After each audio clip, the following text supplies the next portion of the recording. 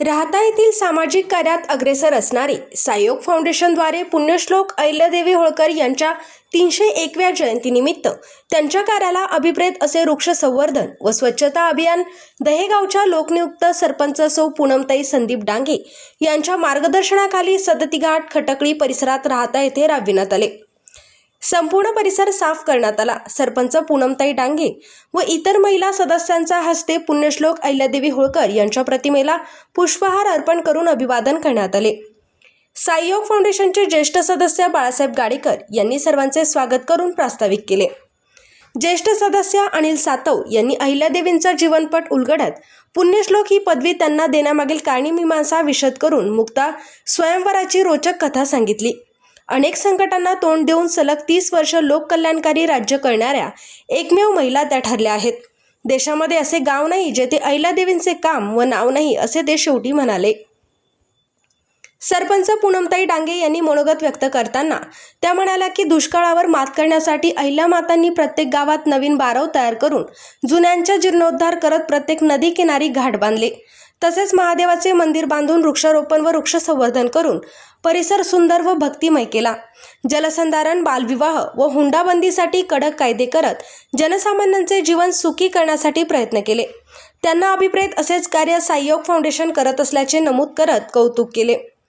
याप्रसंगी साईयोग फाउंडेशनचे संस्थापक अध्यक्ष डॉक्टर बापूसाहेब पानगव्हाणे, सरपंच पूनमताई डांगे, सुष्मिताताई चव्हाण,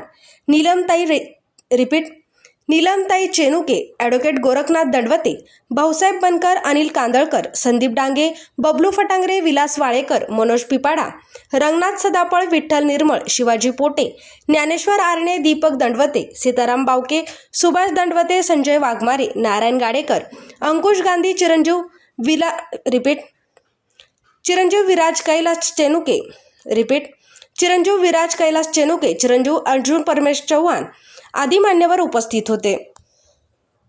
लोकमाता, राजमाता नव्हे तर विश्वमाता म्हणून जरी संबोधलं तरी वावगं होणार नाही।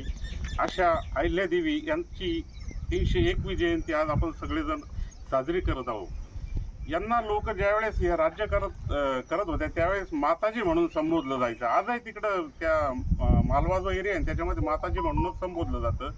आई म्हणून ज्यावेळेस एखादं संबोधलं जातं तर त्यांची एक लक्षात येतं का त्यांचं काम कसं असेल त्या काळातलं। तर लोकसेवा करणं, आता सरांनी सांगितलं ना, लोककल्याणकारी काम करणं, अशा पद्धतीचं त्यांचं सगळं काम होतं। पुण्यश्लोक ही जी त्यांना पदवी दिलेली आहे, ही जी त्यांना पदवी जी दिली ना, त्याच्यामध्ये काय पूर्वी कसं असायचं, गुरुकुल असायचे। ते गुरुकुलचे जे सगळे ऋषीमुनी होते तर यांची एक कमिटी होती आणि त्याच्यामध्ये 3 ऋषींना आणि स्त्रियांमध्ये मला असं वाटतं जगामध्ये एकमेव आहेत का त्यांना असं पुण्यश्लोक ही पदवी दिलेली। तर अशा पद्धतीने त्यांनी काम केलेलं आहे। त्यांचा जन्म आपलं पूर्वी बीड जिल्ह्यामध्ये गाव होतं ते चौंडी म्हणून, आता आपल्या अहिल्यानगरमध्ये आहे। तर 1725 रोजी झाला। जगामध्ये सगळ्यात जास्त संकट जर आले असतील तर अहिल्यादेवींवर आलेले। त्यांच्या घरातले जवळजवळ 27 लोक त्यांच्या डोळ्यासमोर मृत्यू झाली। त्याच्यामध्ये त्यांचे सासरे आहेत, पती आहेत, त्याच्यानंतर मुलगा आहे, मुलगी आहे, जावई आहेत। अशा पद्धतीचं एवढं दुःख असताना देखील आपण म्हणतो ना, एखादं दुःख आल्यानंतर ती पुढची वाटचाल करण्याची क्षमता येते, ती क्षमता त्यांच्यामध्ये आलेली होती। अशा पद्धतीनं त्यांनी मला वाटतं 1766 साली मल्हाररावांचं ज्यावेळेस निधन झालं त्याच्यानंतर त्यांना राज्य करण्याची संधी मिळाली किंवा ती घ्यावी लागली। तर 1766 ते 1795 या 29 ते 30 वर्ष त्यांनी राज्य केलं। असं भारतामध्ये एकही स्त्रीनी 300 वर्षापूर्वी 30 वर्ष राज्य यशस्वीपणे करणारी एकमेव स्त्री होती अहिल्यादेवी। तर त्यांनी त्यांच्या काळामध्ये आता ते स्वयंवर वगैरे जे आहे ना, आपण जे इतिहासामध्ये वाचतोय त्याच्यामध्ये सीता स्वयंवर वाचलेलं आहे, रुक्मिणी स्वयंवर आहे। तसं एक थोडंसं इतिहासापासून काही गोष्टी आल्या नाही त्या काळातल्या।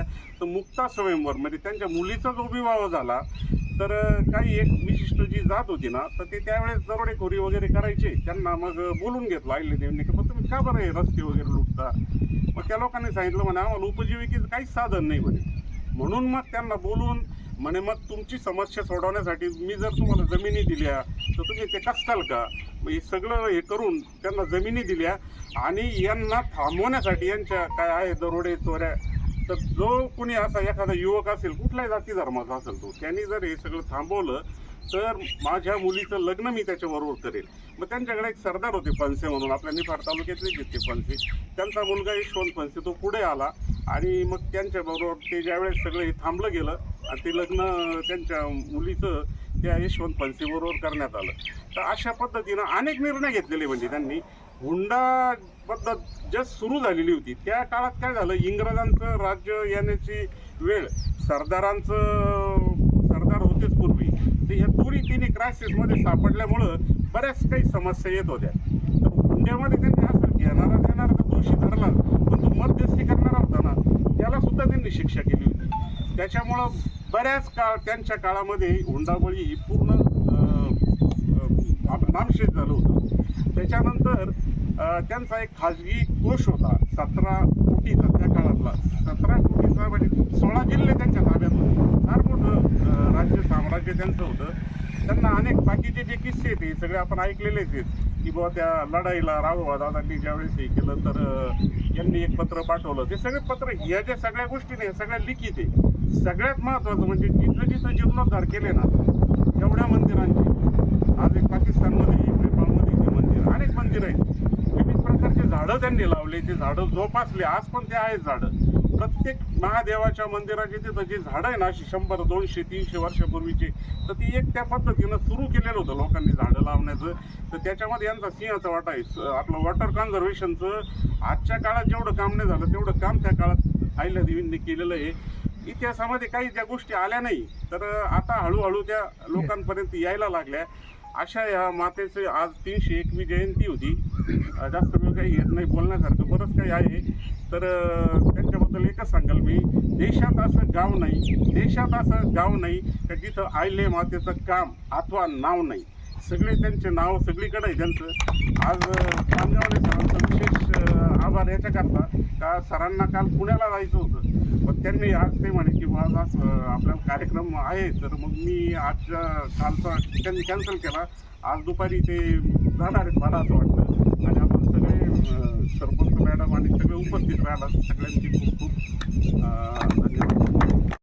सहयोगा फाउंडेशनचे बंधू आणि भगिनींनो, आज आपण राजमाता पुण्यश्लोकी राजमाता अहिल्याबाई होळकर यांच्या जयंतीनिमित्त आपण एकत्र जमलेलो आहोत. त्यांचं नुसतं अहिल्याबाई होळकर हे नाव नसून स्त्री शक्तीचा व धैर्याचा पुरस्कार आहे. त्यांनी आपल्या सामाजिक न्याय ही प्रथा त्यांनी त्यांच्या काळात स्थापन केली आणि स्त्री शक्तीमध्ये त्यांनी सती प्रथा, बालविवाह यांची बंदी केली. अवघ्या 28व्या वर्षी त्यांनी होळकर घराण्याचा धुरंदर आपल्या हाती घेतला होता आणि त्या काळामध्ये दुष्काळ परिस्थिती आली. मग त्यांनी विहिरी, तट, बंधारे, बारो हे त्यांनी बांधण्यास सुरुवात केली. त्याचं एक जिवंत उदाहरण म्हणजे चांदवड तालुक्यामध्ये नरोटी हे बारो हे त्याचं उत्कृष्ट उदाहरण आहे. आणि गावोगावी जलव्यवस्थापन झाल्यामुळं सगळीकडं फुलांची शेती व झाडे व्यवस्थापन सगळे होऊ लागले आणि त्यामुळे सगळीकडे जलव्यवस्थापनामुळे शेती व व्यापार यांची वृद्धी होऊ लागली. आणि अहिल्याबाई होळकर हे पूर्ण भारतात, महाराष्ट्रात नव्हे तर भारतात त्यांचं नाव गाजलेलं आहे. आणि त्यांनी मंदिरांचा जीर्णोद्धार तर केला. नुसतं महाराष्ट्रात नव्हे तर पूर्ण भारतभर त्यांनी काशी, प्रयागा, उज्जैन यांनी त्यांचा जीर्णोद्धार केला आणि महादेवाची भक्ती वाढवली. आणि प्रत्येक ठिकाणी त्यांनी वृक्षारोपणही केलं आणि त्याचं संवर्धनही केलं. तसंच आपले हे पानगावणे डॉक्टर यांनी पण आपल्याला एक वृक्षारोपण आणि संवर्धन करण्याची एक संधी दिलेली आहे आणि ही चळवळ अशीच पुढे राहणार आहे.